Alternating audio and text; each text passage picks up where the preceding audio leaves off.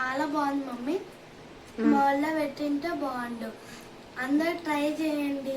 Hi అండి, అందరు ఎలా ఉన్నారు? బాగున్నారా? ఈ రోజు అయితే నేను చాక్లెట్ తయారు చేస్తున్నాను అనమాట.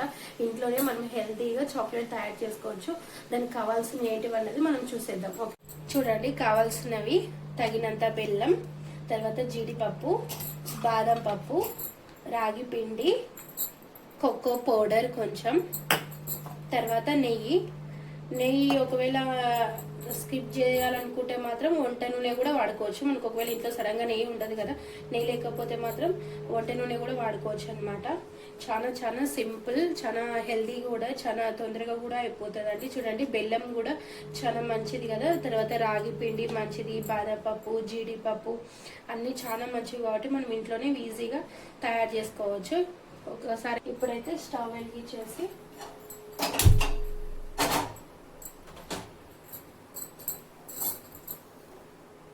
నేనైతే కొంచెం నెయ్యి వేసుకుంటున్నా, ఒక స్పూన్ అంతే.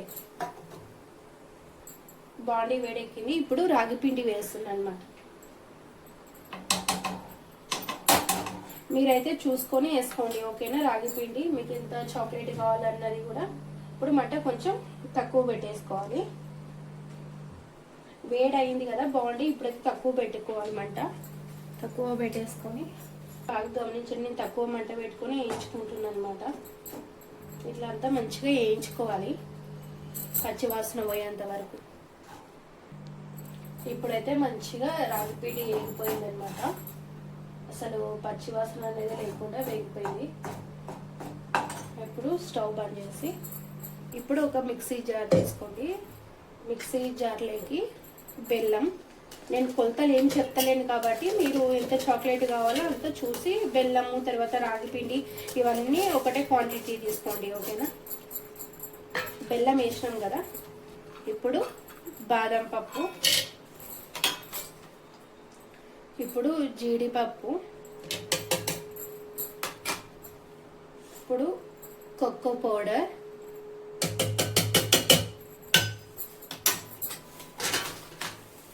మనం వేయించి పెట్టుకున్నాం కదా ఇక్కడ రాగి పిండి, ఇది కూడా వేసేసుకోవాలి. కొంచెం రాగి పిండి చల్లగైన తర్వాత వేసుకోవాలి రాగి పిండి.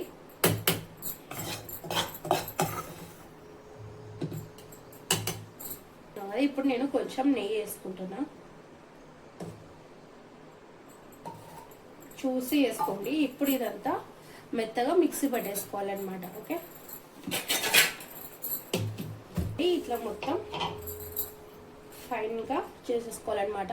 మీకు ఒకవేళ మిక్సీలో మొత్తం అన్నీ ఇట్లా గ్రైండర్ అవ్వకుండా తర్వాత కచ్చాపచ్చగా వస్తుంది అనుకోండి, అప్పుడు ఏం చేస్తారంటే పాలు, వాటర్ అయితే యాడ్ చేయవద్దు. పాలు, కాంచిన పాలు మాత్రమే చల్లగైన తర్వాత యాడ్ చేసి మిక్సీ పట్టుకోండి, ఓకేనా?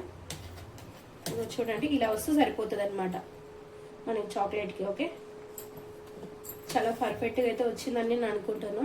చూడండి, అయితే ఇట్లా ఈ బాక్స్లో వేసేసుకుంటున్నాను అనమాట, ఓకేనా? చాక్లెట్ మోల్ ఉంటే బెటర్. చాక్లెట్ మోల్లో వేయడానికి మీరు వీలైనంత వరకు చేయండి, చాలా బాగుంది. నా దగ్గర చాక్లెట్ మోల్ లేదు కాబట్టి నేను ఇట్లా చేస్తున్నాను అన్నట్టు, ఓకేనా? మొత్తం మనం దీంట్లో వేసేసుకోవాలి. ఇప్పుడు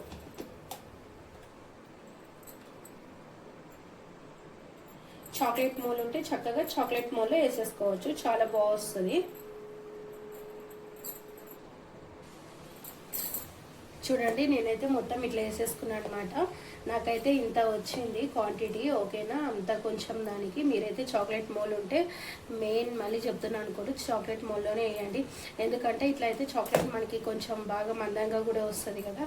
అట్లా కాకుండా పిల్లలకి వేరే వేరే టైప్ ఆఫ్ చాక్లెట్ చేస్తే వాళ్ళు ఇష్టంగా తింటారు కదా, అందుకే నేను ఇన్నిసార్లు చెప్తున్నా అన్నట్టు, ఓకేనా? మా పిల్లలు కొంచెం 3 hours ఫ్రిడ్జ్లో పెట్టుకోవాలి. ఇప్పుడు నేను 3 hours ఫ్రిడ్జ్లో పెట్టేసుకుంటున్నా, డీప్ ఫ్రిడ్జ్లో.